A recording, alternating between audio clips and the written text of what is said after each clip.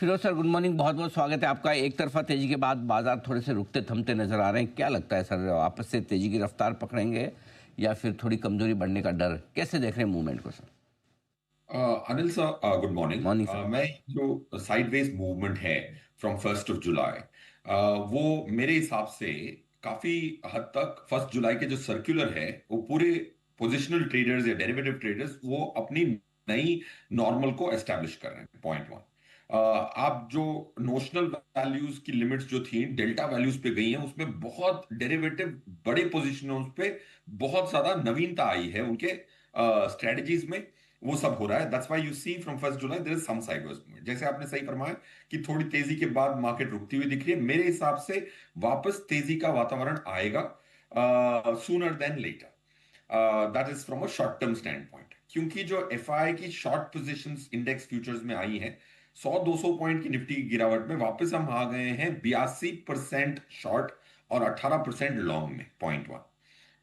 एक दूसरा जो है, नेक्स्ट नेक्स्ट जुलाई टू अगस्त के जो रोल कॉस्ट आ रहे हैं वो फिर भी ₹110 पे आज आ रहे हैं सिंथेटिक फ्यूचर्स में। दिस अगस्त की सीरीज में पॉजिटिव दिख रहा है। जुलाई की सीरीज थोड़ी लैकलस्टर दिख रही है from a derivative indicator stand point. इस पे सिर्फ 70-80% सही जाने की संभावना होती है, 100% सही जाने की संभावना नहीं होती। That's point two. So I personally think July might be a lackluster month, but August और सितंबर की जो सिंथेटिक फ्यूचर्स जो कह रही हैं, आई थिंक ये 2 महीने, half year should and well, is what it says. तो ये आपके लिए बाजार की पोजीशनिंग के लिहाज से। अब आइए तो रिजल्ट सीजन के लिहाज से। आईटी के तो उम्मीद है कि कमज़ोर नतीजे रहेंगे, लेकिन जितना आप सोच रहे थे उतने ही खराब हैं या उससे कम या ज़्यादा? और दूसरा, बाकी बचे हुए रिजल्ट सीजन को कैसे देखते हैं आप? अनिल सर, रिजल्ट सीजन की बात आए तो ऑफ कोर्स रिजल्ट्स अभी ट्रिकल कर रहे हैं। स्मॉल कैप में 12 स्टॉकों ने रिजल्ट्स दिए हैं। I think it's too early to gauge the first quarter result. But एक चीज जब रिजल्ट की टॉपिक पे आई है, तो ये एक चीज हाईलाइट करना चाहूंगा, क्योंकि ये हाईलाइट आपके शो पे करूंगा तो सबके पास पहुंचेगी। एक मेरे को एक साल 1.5 साल पहले एक रिसर्च कर रहा था कि यार मैं बड़ा मायूस था कि यार निफ्टी की अर्निंग्स ग्रो क्यों नहीं हो रही थी, जितनी जो एस्टिमेट दे रहा हूं वो पूरी नहीं हो रही ग्रोथ की। फिर एक चीज समझ में आई कि जब हम इंडिसेस की अर्निंग्स कैलकुलेट कर रहे थे, सदियों से मैं भी कर रहा था, आज भी मार्केट हर कोई इंडे निफ्टी की अर्निंग्स कैलकुलेट करता है, 6.5% की अर्निंग्स आई है लास्ट फाइनेंशियल ईयर में। फिर मैं कंपनी वाइज जा रहा हूं तो 6.5 का आंकड़ा नहीं आ रहा, और गड़बड़ है। क्योंकि जो कॉन्स्टिट्यूएंट्स हैं वो बदल जाते हैं। जैसे एनएससी स्मॉल कैप में 61 कॉन्स्टिट्यूएंट बदल गए। तो स्मॉल कैप की जो एनएसई स्मॉल कैप की टोटल अर्निंग्स लास्ट क्वार्टर की, लास्ट ईयर की अगर आप पूछेंगे तो लोग कहेंगे it is D grown by -9, मतलब डी ग्रो हुई। मैंने कहा अगर ये 61 स्टॉक ना बदलते तो क्या अर्निंग्स ग्रोथ होती, तो पॉजिटिव 16 आती। So that is called constant constituents EPS growth, जो हमने एक अल्फाज इजाद किया है। तो मैं कह रहा हूं कि लास्ट ईयर की निफ्टी की अर्निंग्स ग्रोथ अगर आप 1117 से 10 से 49 को डिवाइड करेंगे तो 6.5 की ग्रोथ आएगी, but actually that's a wrong number, even published on NSC website. Actually growth of current constituents of Nifty 50 companies is 11.5%। सो मैं ये कहना चाहता हूं कि अभी तो, coming back to your question, कि अर्निंग सीजन तो अभी शुरू हुआ है। अर्निंग सीजन खत्म होने के बाद भी मैं कांस्टेंट कॉन्स्टिट्यूएंट्स की अर्निंग्स ग्रोथ कैलकुलेट करता हूं तो वो आंकड़ा बहुत अलग होता है। मिड कैप स्मॉल कैप में तो -9 से 16% की ग्रोथ है। एक एक फंड मैनेजर से मेरी बहस हो रही थी, यार स्मॉल कैप में अर्निंग्स नहीं आ रही।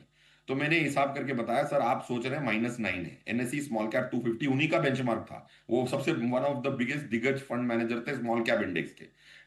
आपके इंडेक्स की ग्रोथ आई है 16 की, वो 61 स्टॉक बदलते हैं। So that's called constant constituent. ये नया अल्फाज है, बट आई थॉट ये करना जरूरी है अगर अर्निंग्स की बात आ रही है तो। इन तरीके से आपने बताया कि किस तरह से आपको कंपनियों की कमाई को देखना चाहिए। इस बीच में एक दो चीज़ें जो और इम्पोर्टेंट होती दिख रही, ट्रेड डील को लेकर अब धीमे धीमे जैसे हम आगे बढ़ने की कोशिश कर रहे हैं। क्या लगता है कि जिस दिन ट्रेड डील का ऐलान होगा, क्या उसके बाद बाजार रेंज को बाहर की तरफ तोड़ के निकलेंगे? क्या उसी का इंतजार है या कुछ और? आई थिंक अगले अगर कोई भी ट्रिगर आता है अनिल सर, 300 पॉइंट जो निफ्टी को मूव कर सके वो अपनी खुद की वजूद पे, तो शॉर्ट कवरिंग चालू हो जाएगी।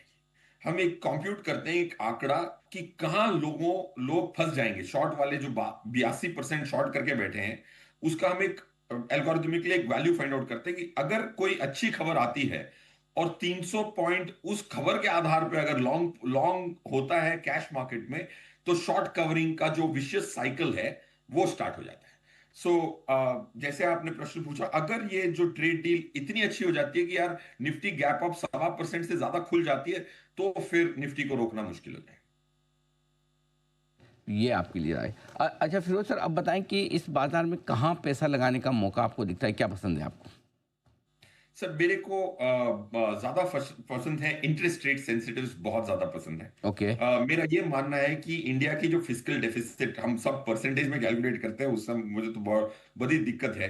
अगर मैं अपना खर्चा करूं और मैं उसको परसेंटेज में देखूं आनंद राठी की रेवेन्यू से, that's how you see GDP. जो मेरा खर्चा है, जो मेरा आमदनी से ज्यादा मैं खर्च कर रहा हूं, उसकी मैं परसेंटेज देखता हूं इंडिया की जीडीपी से। तो अगर आप एब्सोल्यूट नंबर्स में देखो, ये पहला साल होगा कोविड के बाद। मेरा ये मानना है कि इस साल फिस्कल डेफिसिट रूपी टर्म्स में 15.5 लाख करोड़ से कम आ सकती है।